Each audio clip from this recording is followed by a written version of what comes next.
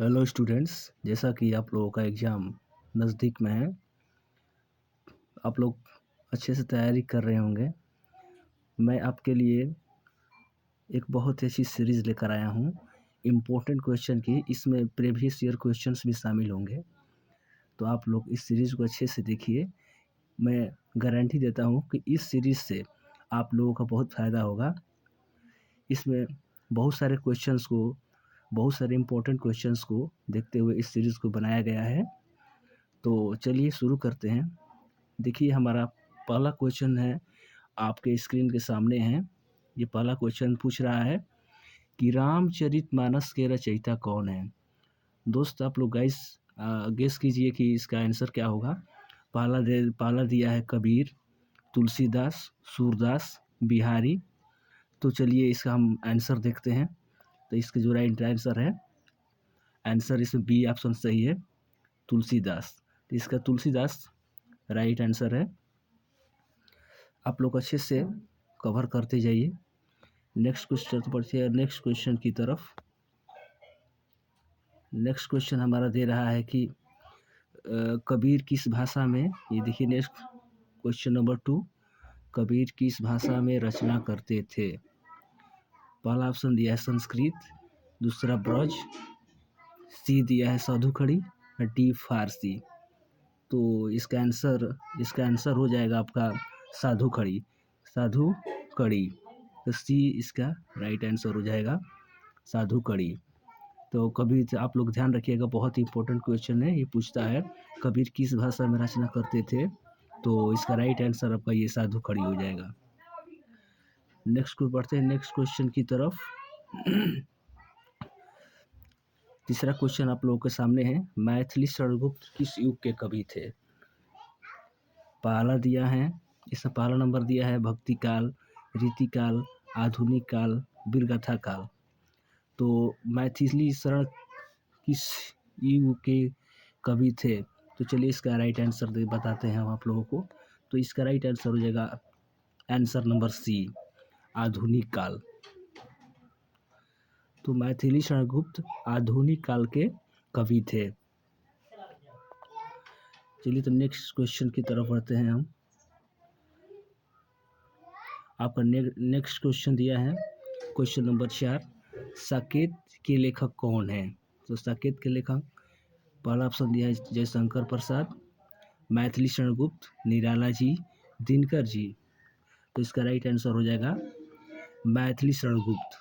तो answer number B इसका right answer हो जाएगा, मैथिली शरणगुप्त। चलिए नेक्स्ट क्वेश्चन देखते हैं। कमायनी, कमायनी के किसकी रचना है? कमायनी किसकी रचना है? पहला दिया है प्रेमचंद, जयशंकर प्रसाद, निराला जी, तुलसीदास। तो इसका राइट आंसर हो जाएगा Jaishankar Prasad. Option number B सही है, जयशंकर प्रसाद। अब नेक्स्ट क्वेश्चन की तरफ बढ़ जाते हैं। ये देखिए दोस्तों, ये बहुत ही इम्पोर्टेंट क्वेश्चन है। यह हमेशा पूछा जाता है, गोदान उपन्यास के लेखक, गोदान उपन्यास के लेखक कौन है? प्रेमचंद, निराला, महादेवी वर्मा। तो चलिए इसका राइट आंसर देख लेते हैं। तो इसका राइट आंसर हो जाएगा प्रेमचंद, प्रेमचंद। तो ये जो हो जाएगा इसका राइट आंसर हो जाएगा। नेक्स्ट क्वेश्चन की तरफ बढ़ जाते हैं। मधुशाला के लेखक कौन है? मधुशाला, मधुशाला, ए ऑप्शन दिया है दिनकर जी, बी ऑप्शन दिया है बच्चन जी, सी प्रसाद, जयशंकर प्रसाद, पंत। तो इसका जो राइट आंसर हो जाएगा सी, बच्चन साहब। हमारे हरिवंश राय बच्चन जो हैं वो मधुशाला के लेखक हैं। बढ़ते हैं नेक्स्ट क्वेश्चन की तरफ। ये आपको नेक्स्ट क्वेश्चन दिया है, पंचवटी के कवि कौन हैं? पंचवटी के कवि कौन हैं? ये ऑप्शन दिया है मैथिली शरणगुप्त, तुलसीदास, सूरदास, कबीरदास। तो इसका राइट आंसर हो जाएगा आपका मैथिली शरणगुप्त। ये ऑप्शन इसका सही है, मैथिली शरण गुप्त, ये ऑप्शन सही है। चलिए बढ़ते हैं नेक्स्ट क्वेश्चन की तरफ। ये दिया है कि भारत भारती किसकी रचना है?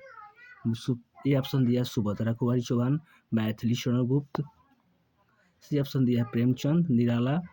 तो इसका राइट आंसर हो जाएगा, उत्तर यहाँ पर दिया है मैथिली शरण गुप्त। ये B is the right answer of this question.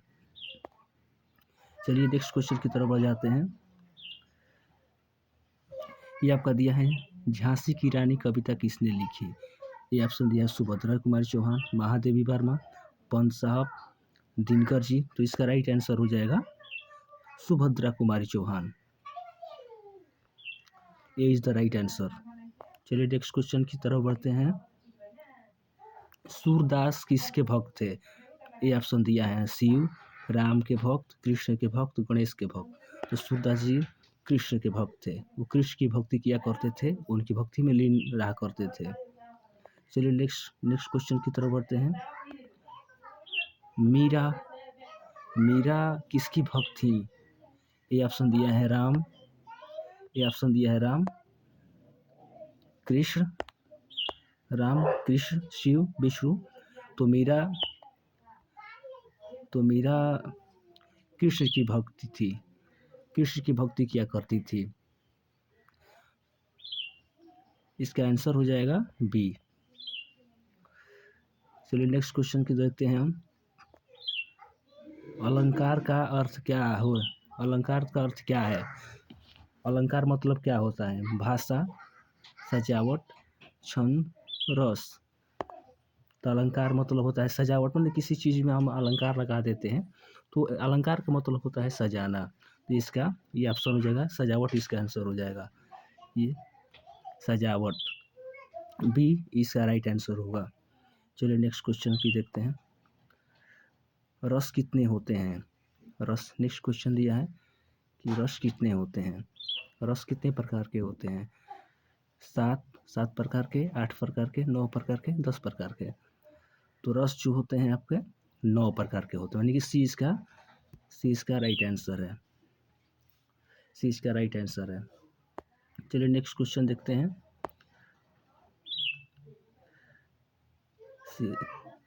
श्रृंगार, 15 नंबर क्वेश्चन दिया है कि श्रृंगार रस का अस्थाई भाव क्या है? श्रृंगार रस का अस्थाई भाव क्या है? क्रोध, ऑप्शन दिया है क्रोध दिया है, रति दिया है, भय दिया है, करुणा दिया है। तो इसका राइट रति। तो बी इसका राइट आंसर हो जाएगा। बी इसका राइट आंसर हो जाएगा। चलिए नेक्स्ट क्वेश्चन देख लेते हैं। नेक्स्ट क्वेश्चन दिया है कि करुण रस का स्थायी भाव क्या है? करुण रस का स्थायी भाव क्या है? तो करुण रस का स्थायी भाव पहला दिया है शोक, हर्ष, उत्साह, घृणा। तो करुण का ये ऑप्शन हो जाएगा आपका सही, शोक। तो शोक इसका राइट आंसर हो जाएगा। वीर रस का स्थायी भाव क्या है? या नेक्स्ट क्वेश्चन दिया है वीर रस का स्थायी भाव क्या होता है? ये क्वेश्चन दिया है आपका 17 नंबर क्वेश्चन दिया है कि वीर रस का, ये दिया है वीर रस का स्थायी भाव क्या होता है? तो वीर रस का स्थायी ए ऑप्शन दिया है रति, उत्साह, क्रोध, शोक। तो इसका राइट आंसर हो जाएगा उत्साह। उत्साह इसका राइट आंसर हो जाएगा। चलिए नेक्स्ट क्वेश्चन देख लेते हैं। नेक्स्ट क्वेश्चन दिया है आपका कि भयानक रस का अस्थायी भाव क्या होता है? भयानक रस का अस्थायी भाव क्या होता है? तो इसका आंसर हो जाएगा भय। यानी कि ए इसका राइट आंसर हुआ, ये इसका राइट आंसर है। चलिए नेक्स्ट क्वेश्चन देख लेते हैं। हास्य रस का अस्थायी भाव क्या है? हास्य रस का अस्थायी भाव क्या है? ए ऑप्शन दिया है हर्ष, शोक, क्रोध, रति। तो इसका आंसर हो जाएगा हर्ष। तो हास्य रस का अस्थायी भाव हर्ष होता है, ये इसका सही आंसर होगा। नेक्स्ट क्वेश्चन देखते हैं। रौद्र रस का स्थायी भाव क्या होता है? रौद्र रस का स्थायी भाव क्या होता है? तो आपका जो रौद्र रस का स्थायी भाव, तो पहला ऑप्शन दिया है भय, क्रोध, शोक, हर्ष।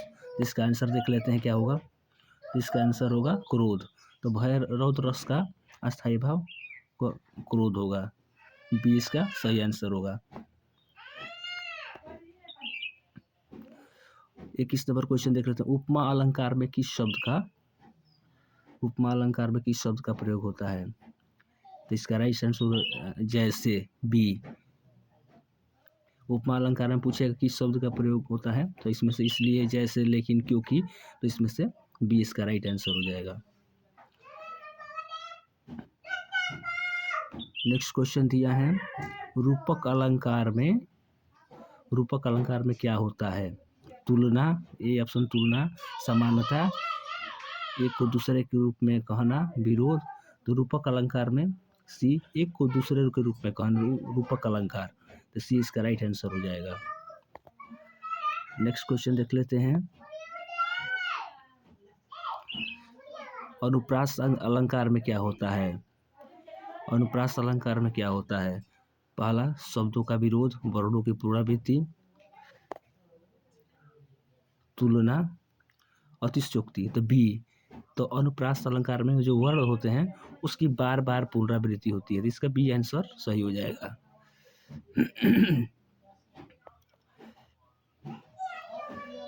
अब देखेंगे अतिशयोक्ति अलंकार में क्या होता है। अतिशयोक्ति अलंकार में विरोध, बढ़ा चढ़ा कहना, समानता, तुलना। इसका आंसर यहाँ पर दिया है बी। तो बी ये बढ़ा चढ़ा कहना। अतिशयोक्ति माने कि कोई बात है उसको हम बढ़ा चढ़ा कर बोल रहे हैं, अतिशयोक्ति बढ़ा चढ़ा कर कहना, तो इसका बी आंसर सही हो जाएगा, बी ऑप्शन सही हो जाएगा। नेक्स्ट क्वेश्चन देख लेते हैं, मानवीकरण अलंकार में क्या होता है? मानवीकरण अलंकार का अर्थ होता है मनुष्य जैसा कहना, जानवर जैसा कहना, तुलना करना, विरोध करना। इसका राइट आंसर हो जाएगा ए, मनुष्य जैसा कहना। राइट आंसर इसका ए हो जाएगा, मनुष्य जैसा कहना। नेक्स्ट क्वेश्चन देख लेते हैं,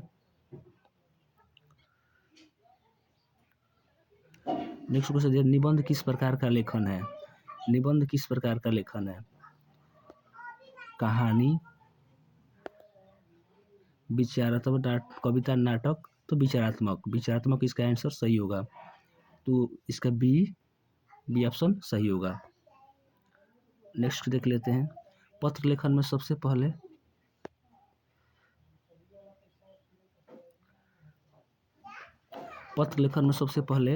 इसका क्वेश्चन दे, पत्र लेखन में सबसे पहले क्या लिखा जाता है? ये ऑप्शन दिया है, विषय, संबोधन, दिनांक, नाम। तो क्या इसका आंसर क्या होगा? दिनांक। सबसे पहले हम कोई भी अगर पत्र लिख रहे हैं तो उसमें हम सबसे पहले दिनांक लिखेंगे, सी इसका ऑप्शन सही हो जाएगा। नेक्स्ट क्वेश्चन देख लेते हैं कि संवाद लेखन किस रूप में होता है? वर्णन, बातचीत, निबंध, कविता। इसका राइट आंसर हो जाएगा बातचीत इसका राइट आंसर हो जाएगा। संवाद लेखन किस रूप में होता है? तो इसका राइट आंसर बातचीत, बी ऑप्शन सही हो जाएगा। नेक्स्ट क्वेश्चन बात करते हैं, नेक्स्ट क्वेश्चन की, ये हमारा संधि से क्वेश्चन आ गया है कि संधि क्या पूछ रहा है कि संधि का अर्थ क्या है? संधि का अर्थ होता है मतलब कि जोड़ना, इसका बी ऑप्शन सही हो जाएगा, जोड़। इसका राइट आंसर बी हो जाएगा। और नेक्स्ट क्वेश्चन आया है कि समास से क्वेश्चन आया है, समास का क्या अर्थ होता है? समास से क्वेश्चन आया है, समास का अर्थ होता है, समास मतलब क्या होता है? समास मतलब पहला ऑप्शन दिया है, विस्तार, संक्षेप, अलगाव, विरोध। इसका राइट आंसर संक्षेप, 20 का राइट आंसर हो जाएगा, 20 का राइट आंसर हो जाएगा। नेक्स्ट क्वेश्चन देख लेते हैं, विलोम शब्द का अर्थ होता है सामान्य अर्थ, विपरीत अर्थ, अनेक अर्थ, शुद्ध शब्द। तो विलोम का मतलब होता है विपरीत अर्थ, इसका बी ऑप्शन सही हो जाएगा। पर्यायवाची शब्द का अर्थ होता है, नेक्स्ट क्वेश्चन, पर्यायवाची शब्द का अर्थ होता है एक अर्थ, समान अर्थ, विरोधी शब्द, कठिन शब्द। तो पर्यायवाची शब्द का अर्थ उत्तर बी, समान अर्थ को हम पर्यायवाची वाले शब्द कहते हैं। नेक्स्ट क्वेश्चन आया है, मुहावरा क्या होता है? नेक्स्ट क्वेश्चन पूछ रहा है कि मुहावरा क्या होता है? तो मुहावरा क्या होता है? समान वाक्य विशेष अर्थ देने वाले वाक्यांश कविता कहानी। तो उत्तर बी विशेष अर्थ देने वाले सब विशेष अर्थ देने वाले वाक्यांश, ये राइट आंसर हो जाएगा। नेक्स्ट क्वेश्चन देख लेते हैं, अगला क्वेश्चन देख लेते हैं। लोकोक्ति का क्या होता है? लोकोक्ति क्या होता है? कहावत, उपन्यास, कहानी, कविता। इसका राइट आंसर हो जाएगा कहावत। लोकोक्ति मतलब कहावत। पद किसे कहते हैं? पद क्या होता है? पद मतलब क्या होता है? कविता, शब्द, वाक्य, पत्र। तो शब्द, पद मतलब होता है शब्द। तो 20 का राइट आंसर हो जाएगा। 20 का राइट आंसर हो जाएगा। नेक्स्ट क्वेश्चन देख लेते हैं, 36 नंबर क्वेश्चन। कविता में भाव किससे प्रकट होते हैं? कविता में भाव किससे प्रकट होते हैं? क्वेश्चन दिया, कविता में भाव किससे प्रकट होते हैं? कविता में भाव किससे प्रकट होते हैं? छंद से, शब्द से, रस से, सभी से। इसका आंसर हो जाएगा सभी से। ये सभी सारा जितने भी सारी चीज़ हैं, इन सभी से कविता में भाव प्रकट होता है। तो इसका राइट आंसर डी हो जाएगा, सभी से। नेक्स्ट क्वेश्चन देख लेते हैं। नेक्स्ट क्वेश्चन दिया है कि कहानी का मुख्य तत्व क्या है? कहानी का मुख्य तत्व क्या है? पात्र, कथानक, संवाद, सभी। तो सभी, इसका आंसर हो जाएगा सभी। तो कहानी के मुख्य तत्वों के बारे में अगर आपसे पूछे तो आप पात्र, कथानक, संवाद, ये सभी आपका कहानी के मुख्य तत्व होते हैं। तो आंसर नंबर डी सही हो जाएगा। नेक्स्ट क्वेश्चन देख लेते हैं। नाटक किसके लिए लिखा जाता है? पहला दिया है पढ़ने के लिए, अभिनय के लिए, लिखने के लिए, परीक्षा के लिए। तो इसका आंसर हो जाएगा बी, अभिनय के लिए। तो 20 का राइट आंसर हो जाएगा, अभिनय के लिए। ठीक,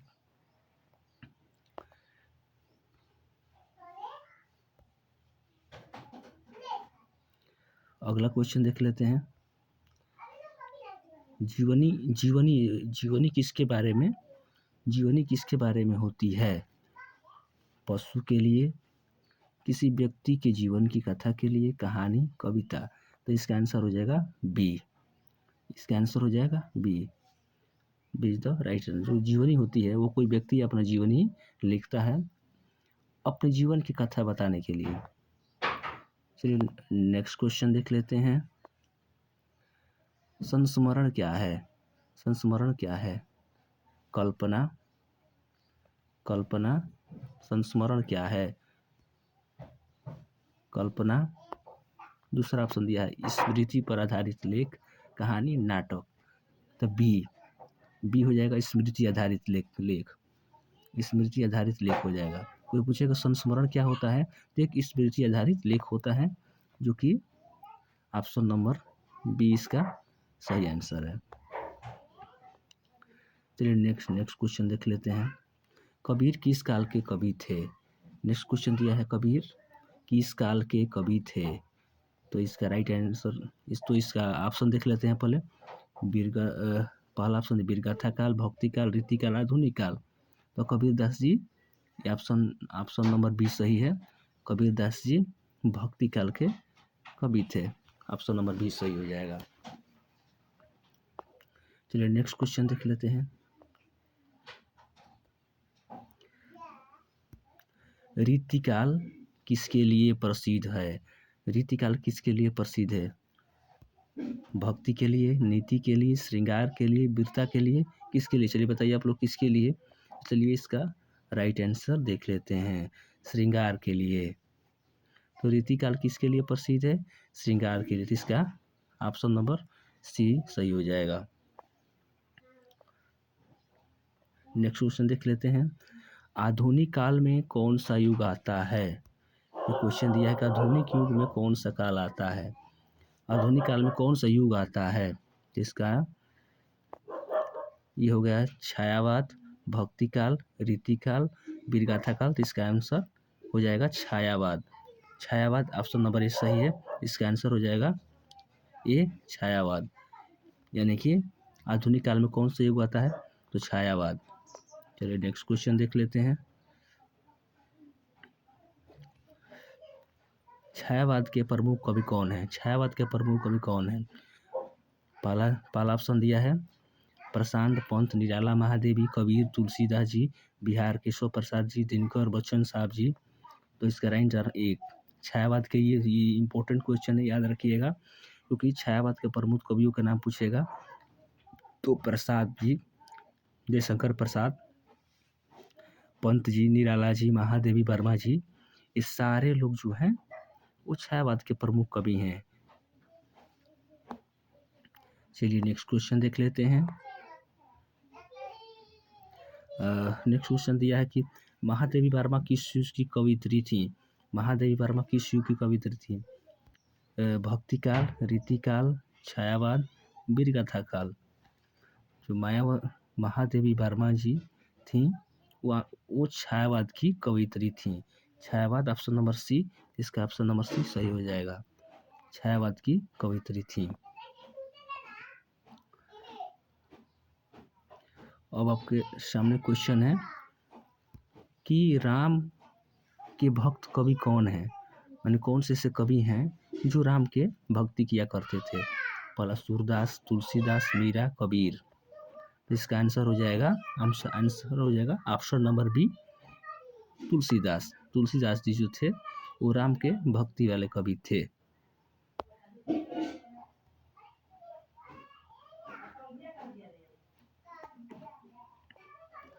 चलिए नेक्स्ट क्वेश्चन देख लेते हैं।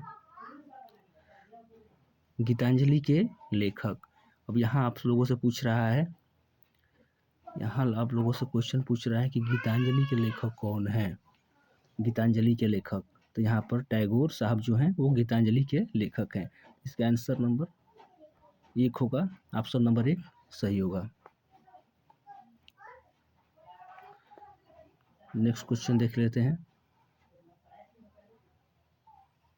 सुभद्रा कुमारी चौहान किसके लिए प्रसिद्ध हैं? कहानी के लिए, वीर रस की कविता के लिए, नाटक के लिए? तो ये वीर रस की कविता के लिए प्रसिद्ध है। ये होगा वीर रस की कविता, ऑप्शन नंबर बी, वीर रस की कविता के लिए, ऑप्शन नंबर बी सही हो जाएगा।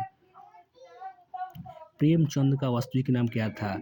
प्रेमचंद का नेक्स्ट क्वेश्चन है, प्रेमचंद का वास्तविक नाम क्या है? बहुत ही इंपॉर्टेंट क्वेश्चन है, ये हमेशा पूछता है, हर साल पूछता है कि प्रेमचंद का वास्तविक नाम क्या था।